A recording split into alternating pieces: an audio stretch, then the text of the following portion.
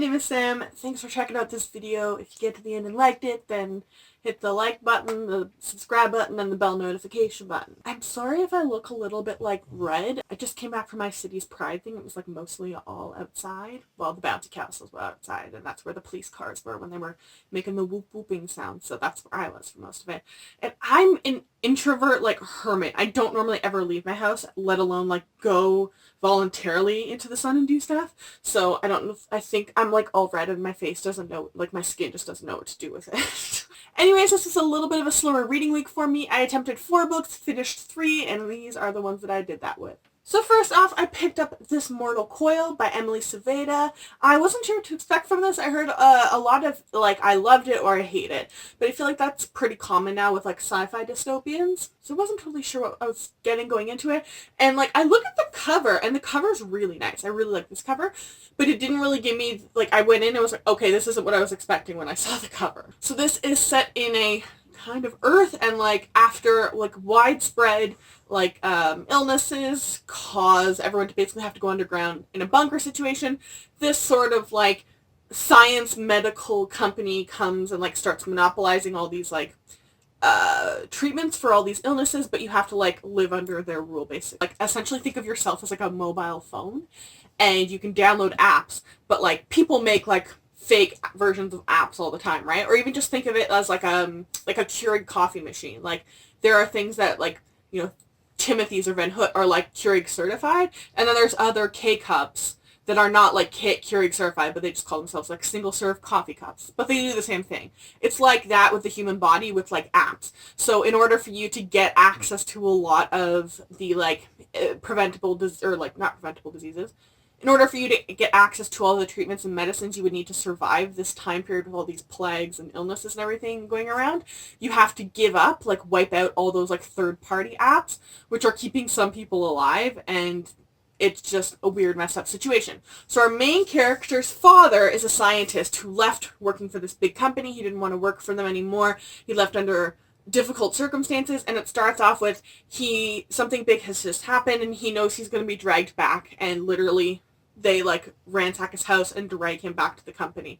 And he tells his daughter, do not go work for them. If anything, you need to get safe, but do not go work for them. And it's this whole story of like 2 years later or so, her trying to survive, and it's very like weird. It's also like some of it can be kind of icky. Like part of like the survival of this time period is like these people, they get a specific disease, and like there's this time period before they literally like detonate themselves, and when they detonate themselves, if you're within like a radius of them, you like absorb the illness and it kind of repeats it. But there's this time period from when like the symptoms start to show to when you detonate yourself that you can like kill these like zombies basically and eat them, and that's supposed to make you immune to them, like short-term like fixing way around it. It's very kind of weird and icky, but once you get that past that part, it's actually quite interesting. The twist at the end was not surprising. The last half just kind of like threw me for for a loop. There is like sort of triangle, but like sort of also, but not really friend or enemies to lovers sort of situation there. We have like a lot of like these weird like robot pre-programmed people with memories wiped, and people aren't exactly who you think they are. That's how I'm going to leave it. I really, really enjoyed this. I think it had a really good pace. I don't think the enemies to lover thing was super cheesy or was pretended to come out of like nowhere. Like you're like, oh my god, I didn't see this happen. Like it was like pretty blunt and obvious. So I really ended up enjoying this, and I think I gave it a 4 or 4.5 out of 5 stars. Enjoyed, definitely going to read book 2. Then over the next couple days, I worked on and finished European Travel for the Monstrous Gentlewoman by Theodora Goss. This is the sequel to The Strange Case of the Alchemist's Daughter, and I love Strange Case of the Alchemist's Daughter. It was a surprising, exciting read for me. So like just for reference, like book 1 and book 2.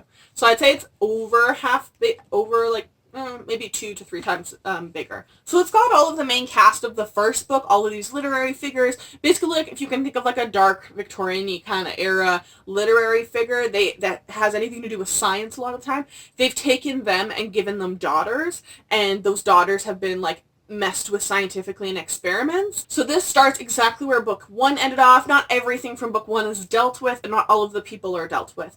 So they did at the end of book 1, though, get a letter from someone, and that is where this book kind of directs them in. So we're going to go to mainland Europe. We meet new literary characters. Irene Adler gets introduced. There's a couple references to like Sherlock Holmes' brother. I think there was a Moriarty in there. There's just some fun, wonderful, like, oh, I know who they are kind of characters that'll pop up.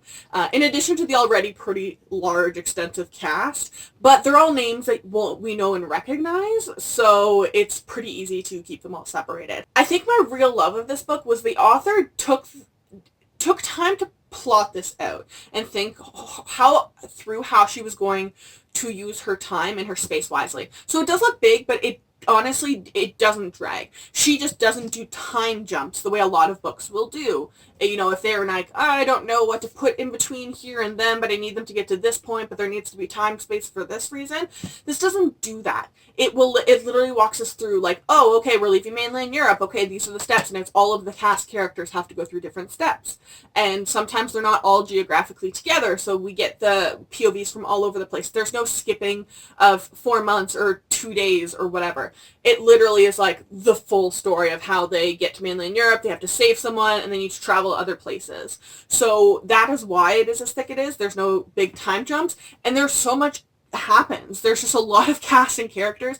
I feel like because the cast is so big, and the end of Strange Case, I think will make sense why they wanted to give, Theodora, wanted to give a voice to these other cast and characters, because they all are interesting. They're all have a different background, and they've all got some kind of different paths. And I like that we didn't just focus on one character. There's multiple different kind of roads being built up in character arcs, and I really, really enjoyed this. It did not drag, even despite the size. Yeah, I ended up giving this like a 4.5 out of 5 stars.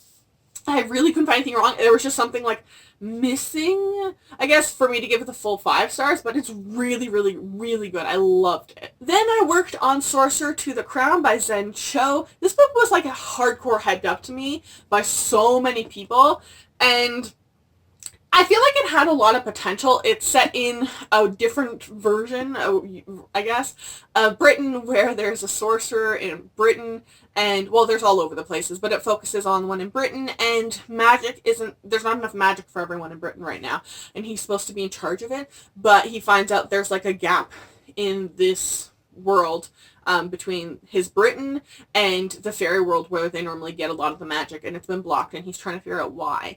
And then on top of just that difficulty, the main character, who's like the main sorcerer, is not white in Britain, so even this is a different version of Britain than ours, it was an empire, right? So it still has a lot of issues of race, and I believe it doesn't specify anywhere directly exactly where he's from, but I believe he is African in descent, and then one of the female characters who is trying to help him, who already has a strike against her for being a woman, is, I believe, Indian. They keep using, it said Indian, but I don't know in this time period if they necessarily, and they use the term native, but they were talking about like wars in India and everything, so I don't know if they're talking about like what we call indigenous people in Canada now, or people from India. So, thanks Columbus for confusing that. Like, y'all could have just admitted that you were lost when you got to North America, but no! It follows them in this political, chaotic twists and whatever, trying to lift that barrier, and someone is trying to pull a coup, essentially, to take power back from this man, and a big thing against him is race. It was one of the excuses for going after him, and they're messing with science. Was kind of the easiest way to say it. Despite all these little pieces that I feel like are things that I normally love in books, I found this book immensely boring. Forced myself to finish it, because by the time I was like, no, it's not for me. I was like over a third, or over halfway, and I was like, I might as well just finish it. I was hoping maybe it'd get better near the end. It's not necessarily bad, it doesn't live up to the hype that everyone gave me. I don't quite also understand the cover that looks like very like Asian influences, dragons, all that stuff, but it's so heavy on the politics of it and a lot of discussion on race, which is great to have, but like when I was promised magic, like it just, and I think also too of like if you're going to really, really, really discuss race, like the people who are racist in here don't get like the clap back that I wish they would.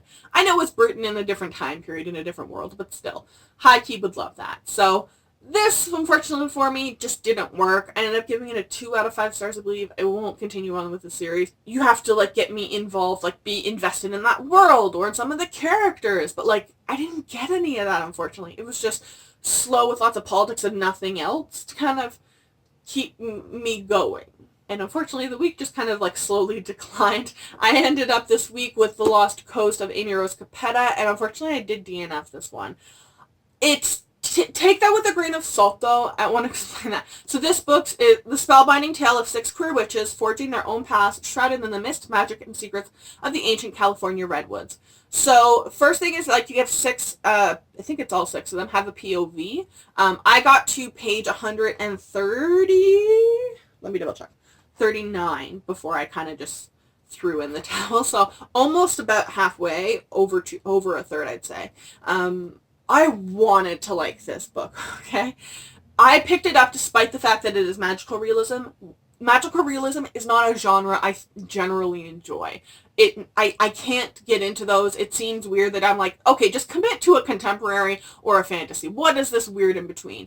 And even then, like, I've read some books that are like that, like Anne-Marie McLemore, but she has such, like, a distinct, beautiful style of writing. She has great queer characters and great rep. And this one, I think my thing is, too, is I only read 139 pages, and so much of it was spent with people being, like, people explaining how they were physically attracted to the other person's body and, like, looking at them all up and down.